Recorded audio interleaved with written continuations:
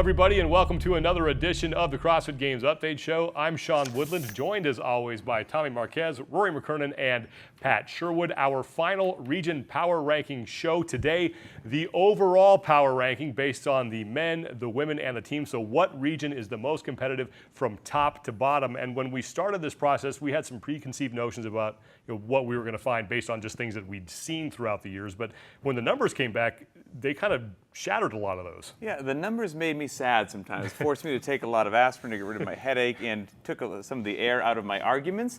And I think what we're going to dive into in this show is sometimes I was, quite frankly, shocked at what the actual facts were. Who would have guessed that? Not you, not you. And I think some of these numbers have really shown us that we can't get caught up in some of the shiny things like a really good athlete in one division or a really nice team in this particular region, and really have to focus on the tons of athletes whose names we may not know that really add depth to these regions and really kind of force us to kind of shift our expectations. I just got to counter both you guys and remind everyone that this is just taken 1 year. It's just a snippet of 2016. It doesn't account for athletes who have moved to other regions. And at the end of the day, it's for people to have some regional pride. So even if athletes moved away, they're still going to be, have that pride in their region. So we can still be irrational. We can still use emotions to all right, that makes after fair this is enough. all said and done. Pat, get your aspirin out because we're going to go through the ranking system here just to make sure we're all on the same page. It's just exactly how we do this. So each region's ranking is made up of 9 separate scores. It's the worldwide open rank for their 20th place finisher for men, women, and teams. So there's 3 scores.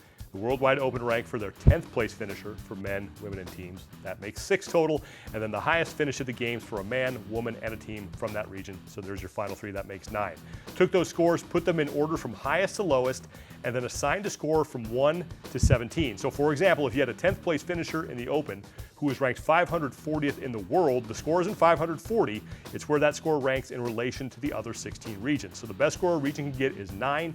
The worst that they can get is 153. Let's jump into this and look at the bottom 6 regions in the overall power rankings. Asia 17th with 144 points, followed by Latin America.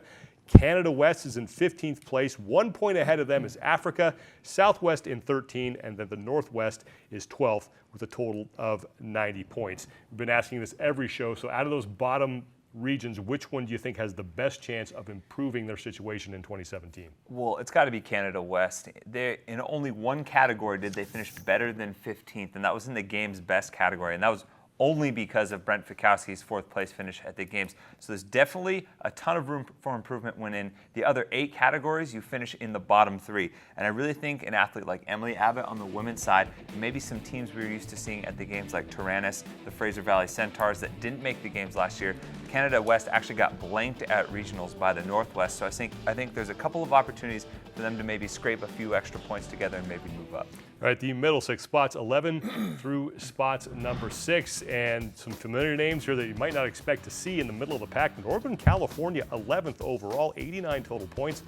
South Central is in 10th, followed by Australia. Southern California tied for 7th with Canada East, and then finally the Mid-Atlantic. And if there's one thing that this whole process has sort of hit us in the face with is that maybe California isn't as good as it used to be. They don't have the depth there that they did maybe 4 or 5 years ago. But in what category do they have the best chance of improving? This was exactly one of those areas where what I thought and what the numbers showed were 2 very different things. So yeah, NorCal 11 out of 17. I never would have guessed that. And as you said, we used 9 rock solid metrics to establish these numbers. Well, NorCal was below average on 6 out of 9 of those. Where they had the most help was actually from their women individual competitors are quite strong. So men and teams need to bump themselves up to help NorCal score. And I think they can have a strong team this year. We always say you need to have capable women to have a strong team. And supposedly, Molly Vollmer, Colleen Foch, Jen Cadmus are going to be the women on a team coached by Chris Spieler. Don't know who the men will be yet, but they could bring that strength to NorCal. Sounds powerful. Australia is sitting right there in the middle of the pack. Same situation with them. Where is their biggest opportunity for growth? Same situation, and it almost mirrors NorCal as well, where you have a very strong women's field, a decent team field. They had a top 10 finish in the best games finish. That brought the score down as well. But the men got a lot of work to do. Now, the entire island, they got to do a little bit better in the open if they want to get into that elite category. Called out the island. Hey, listen, I know them to be super fit. I spend a lot of time with Australians, and that emotional part of me always pictures them as being one of the best regions in the world. Maybe because they're invitational, maybe because they have so much visibility because of the women. But the men got a lot of work to do. This was the second best finish for Rob Forte, but besides Forte, there was nobody there with him from the Aussie men. All right, let's take a look now at the top 5, the best of the best overall regions as far as the men, women, and teams are concerned when you combine them. You start with the Southeast. They are in 5th place with 53 points. Central East in front of them with 42. The North Central is 3rd, followed by Europe. And then the Northeast with 17 points. Remember, the best score you could get is 9. So the Northeast, the only team below 20. So they, the number 1 ranked there, the number 1 ranked team overall. So the Central East is a region where we've seen a lot of changes there. I mean, it used to be just the hub of the men's competition, a lot of depth there. Some people have shifted, they've moved in, different names have moved in, some have moved out, some have changed competitions, but that region has definitely withstood the test of time. Without a doubt. They were competitive years ago, and they remain competitive today. So of all the shows that we've done, hacking up these numbers every which way, they've always shaken out very well. The men's power ranking 3rd, women's was 4th, team 2nd, and now overall sitting in 4th place. So it doesn't matter how you look at it, they are excellent. And when you look at the athletes who are competing there, it makes sense. So for the men, Scott Panchik, Alex Anderson, Graham Holmberg, Nick Uranker. The women have Christy Aramo, who was one of their shining stars this year, Jen Smith. They have CrossFit Mayhem Freedom. Perhaps you've heard of them. Yeah, of course. And so anyway, long story short, Central East is continuing that tradition of excellence. Another thing we mentioned, the lesson that we learned about the 2 California regions. Another thing that was made crystal clear here is just how deep the Northeast is, all across the board. Ridiculously deep. I mean, you put out the numbers. Their power ranking was 17. The way they got there is tremendously amazing to me. They never scored on any of the categories that we ranked worse than 4th. So whether it was teams, women, or men, they were never worse than 4th. And when you, did I tell you that I went to Boston recently? No, I know what I did you do while you were there? tell you that about once a day, but I went and spent some time with Katrin David's daughter.